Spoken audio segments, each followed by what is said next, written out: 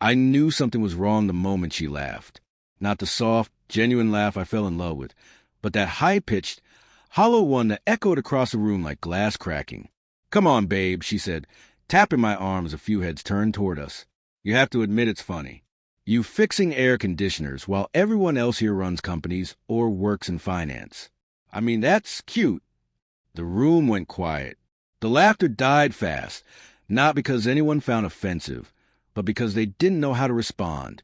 And there I was, standing beside my wife of 7 years, holding a plastic cup of lukewarm champagne, while she mocked the very thing that kept our lights on, our mortgage paid, and our marriage, I thought, stable.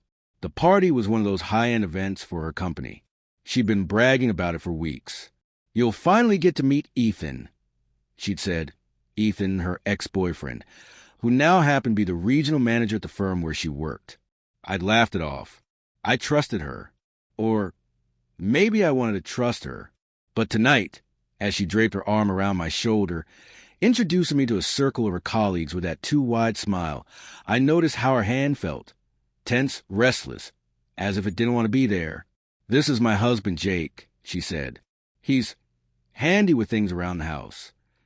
There was again that tone, the one that dressed love and ridicule. Someone asked me what I did. I told them. Heating, cooling, repairs. Honest work. A few nodded politely. Others turned back to their drinks. And then, from across the room, I saw Ethan, tall, confident, wearing the kind of smirk that makes you want to break something. He was holding a microphone, getting ready to make a toast. His wife, Mia, stood beside him, a quiet woman with kind eyes, the kind that see more than they let on. Here's to old friends, new memories, and all the connections that make this company what it is. Ethan said, raising his glass. People cheered. I tried to smile, but my chest felt tight. My wife squeezed my hand, or maybe she meant to remind me to behave. I couldn't tell anymore. When the laughter settled, Ethan looked straight at us. "And a special shout-out to Lauren," he said, my wife's name rolling off his tongue like it still belonged to him. "You've been killing it at the office. Always great to see how far you've come." The crowd clapped again. I felt something twist in my stomach. Lauren blushed, pretending to brush it off. "Oh, stop," she said, but her smile didn't fade. It stayed there, lingering. Later, when she thought I wasn't looking, I caught her standing near the bar with Ethan. Too close, too comfortable. I told myself not to overthink it. That's what trust is, right? Believing in someone even when your gut tells you not to. Then, during another toast, she took the mic. "I just want to say," she began, her voice a little slurred, "how proud I am to work with such talented people. You all inspire me so much. And thank you, Ethan, for everything you've done for me." Her words hit harder than I expected. Everything you've done for me. The room buzzed with polite applause. And then she turned to me, eyes glossy, smile sharp. "And to my husband, Jake," she said, holding up her glass. "You might not have a fancy job, but at least the air conditioner at home never breaks." Laughter. Real cruel laughter. I felt it burn through me. The humiliation, the disbelief. I stared at her.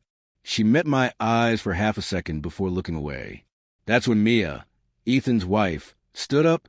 "Lauren," she said calmly, "maybe you should stop talking before you embarrass yourself more." The room froze. Lauren blinked, thrown off. "Excuse me?" Mia took the mic from her hand, her expression steady, almost pitying. "Since you brought up honesty in front of everyone," she said, "maybe you should tell your husband how many times you and Ethan have worked late together." You could have heard a pin drop. Lauren's face went pale. But Mia wasn't done. I wasn't going to say anything. "But watching you humiliate someone who clearly loves you, that's too much." She turned to me. "Jake, you deserve to know. They've been seeing each other for months." The world blurred.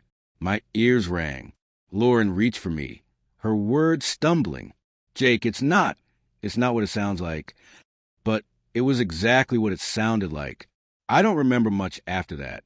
Just the muffled sound of people whispering. The sting in my chest as I walked out into the cold. Her voice chasing me down the hall. "Please, Jake, just let me explain." I didn't stop. I drove home alone, headlights cutting through the rain. Every mile between us felt like a piece of my life breaking off. When I got home, I sat in the dark, staring at the half-fixed cabinet she'd once begged me to repair. My hands, the same ones she mocked, trembled, and in that silence, I realized something. Betrayal doesn't start with lies. It starts with mockery. The small ways someone stops admiring you, stops respecting you, until love becomes a punchline. She came home hours later. I didn't open the door. Some things, once broken, aren't meant to be fixed.